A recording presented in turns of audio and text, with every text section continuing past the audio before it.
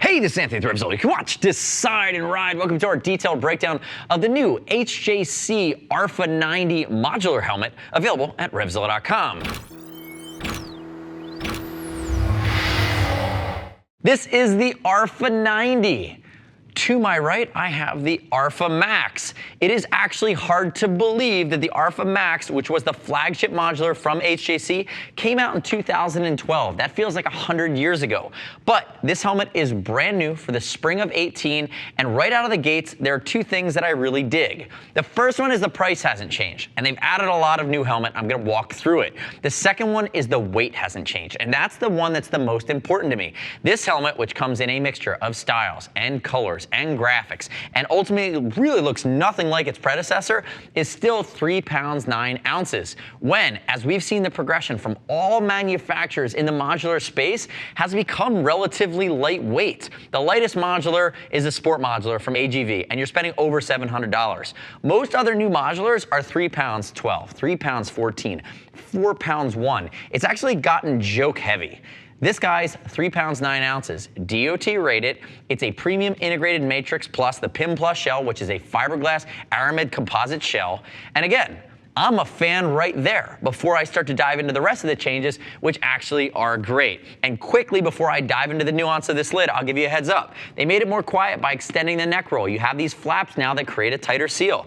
They've added reflectivity underneath the shield. It's using the new HJC HJ29 shield change mechanism. They've also updated the vent scheme. But one of the biggest changes that you can see, and this one's polarizing because in my opinion it's subjective, this helmet was Boba Fett. This helmet is like your badass uncle. He's refined, he might be a bit more conservative, he's a real adult, but he still has angles and can rip around the turns. This screamed maybe a little bit more to youthful aggression. And HJC has said, listen, we have plenty of RPHA helmets that are race thoroughbreds. For the modular sport touring, sport commuting set that wants to be able to flip this face up, which I'm going to do, we want a smoothly actuated helmet that has some muscularity to it, but we don't want to go full on Star Wars with it. And actually, when you describe it through that lens, I understand why they did it, and I actually am a fan of what they've done. I think it's going to work for more riders that fit within this category. Now, quick note on fitment, and by the way, this is matte anthracite. HJC does a great job with their anthracites, and especially with their mattes. We saw that on their Star Wars helmets.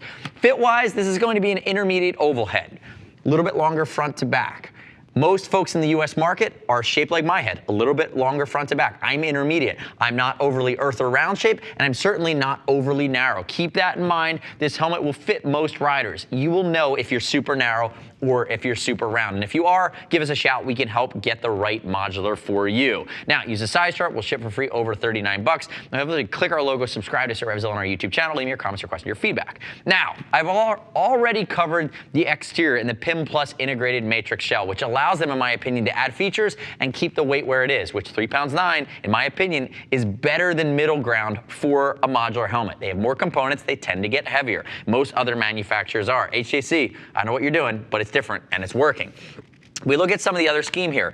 Less of an aggressive profile. I think you could still wear this helmet in the 3/4 position, but really more situated for an upright ride. And ultimately, if we look at the back here, the previous Venturi vent on the back here, which would pull warm, moist air away passively, is now actuated, open and closed. And you also have a little bit of a spoiler here to keep it stable at speed. The other thing when I turn them backwards that you're going to notice right away is this is the actuator on the previous RPHA Max for the drop-down sun visor system. It's actually been moved to a more reasonable place, which is left side jawline, which everybody's doing these days. I'm going to flip it around like this, and you're going to see it's right down there. I don't even have to spot for it. I can feel it with my hand. Notice, full coverage, comes down, optically correct. Again, just cleans things up and gives you less things that could create wind noise.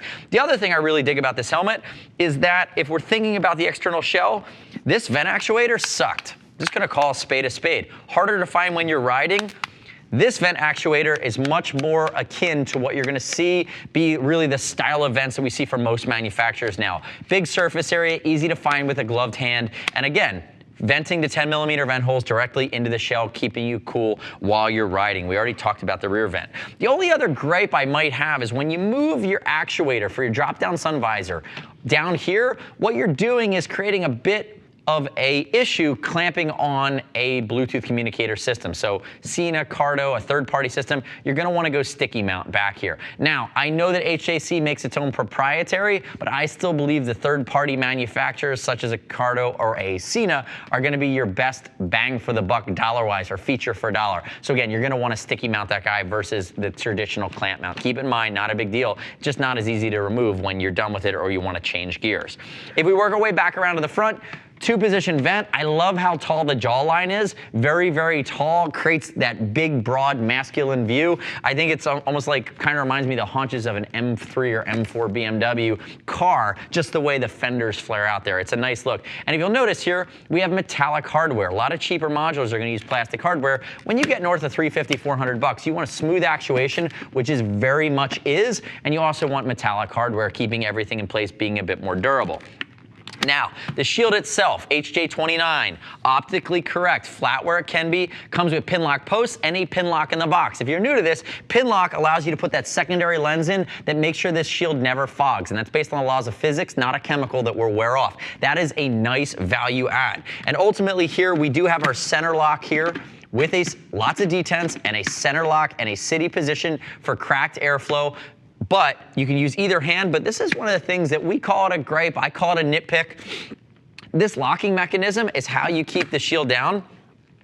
If I push it over, it's not going anywhere. So if you're in traffic and you accidentally lock this, you could be going for a quick flip of the face shield. It's not gonna move. You need to pull it back and push it up.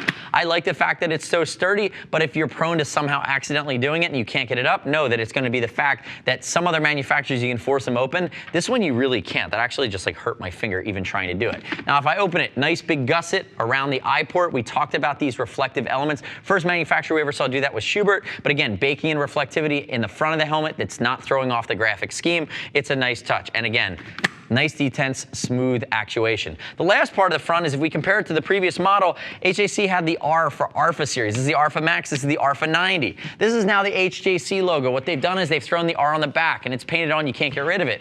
On the front, this is actually raised and it's almost gonna be plastic. You can actually peel it right off and get rid of it. So if you wanna de-brand or de-badge your helmet from most branding and be a little bit more badass and a little bit more stealth bomber, you can absolutely go that way. And that's typically how I roll, and I'm a big fan of that. So let's open it up and work our way into the guts. You're gonna see double D-ring construction, which some of the Euro manufacturers do micrometric. This is double D.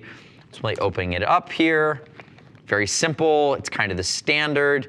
I prefer these versus the micrometric ratchets, but that's just personal choice. And we talked about this earlier. You have a few things going on here. What's new are going to be these padded flaps on the inside of your neck roll that really don't get in the way on and off, but what they do is they block wind noise from the top of the jacket and the shoulder, depending on your riding style. And what they're gonna do is keep a quieter ride. So you've increased the quiet on this helmet. You have rubberized areas of the neck roll so it won't fall off your seat, and you have 2 pops of reflectivity. So if you are riding in a 3/4 position, you have the ability to be seen from the back. Now, looking at the interior guts, moisture wicking, very soft against the skin, antimicrobial, a mixture of factors. These cheek pads are going to be eyeglass friendly. Other side comes out very simply, very quickly. There we go. Don't want to force it here. Double D-ring goes back through the eyelet. And then we move into our interior guts here. And you're going to notice, remember, when you're wearing this helmet, you always have a little bit more room in the cheek pads because it's modular. They have to give you that clearance. 2 snaps at the occipital ridge, and then HJC's been doing a great job of this forever. All of these, it's plastic to plastic at the brow, no pressure points. And I love the fact that this is a super 3D welded, multi-density comfort liner, which is really optimized to wick sweat away, but give you the ability to stay cool and stay comfortable while leaving max airflow coming through the mohawk of the helmet, so to speak. If we look interior of the guts here, you're going to see big vent channels coming in from the front, ventilating across your head. They're going to pull warm, moist air there out, and they're going to come all the way back down and vent down here through the back of the neck. Notice as well that you do have slight, where my fingers are right there, slight pockets where you can install an additional speaker. So whether it's the HJC endemic system or a third party, you have room to put a speaker in there that's not going to impede your ears or create a pressure point. So it's really well executed.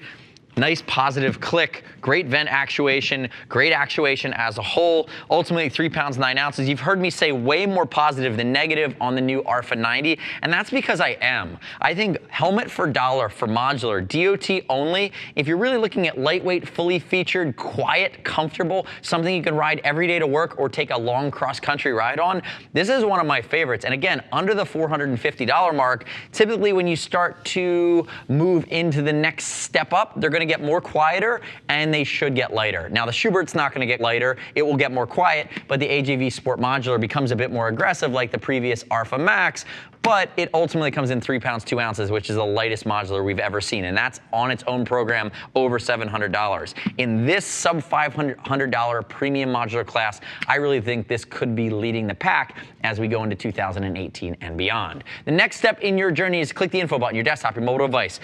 Visit the product detail page at RevZilla.com, read other rider reviews. You shouldn't just take my word for it. As always, we'll ship free over $39. And if you want to talk to a gear geek, see us at RevZilla.com or 877-792-9455. Thanks for watching our detailed breakdown. Remember, subscribe to us at RevZilla on our YouTube channel. Stay up to date with our opinion. Latest and greatest in the motor universe. I'm Anthony. We'll see you next time.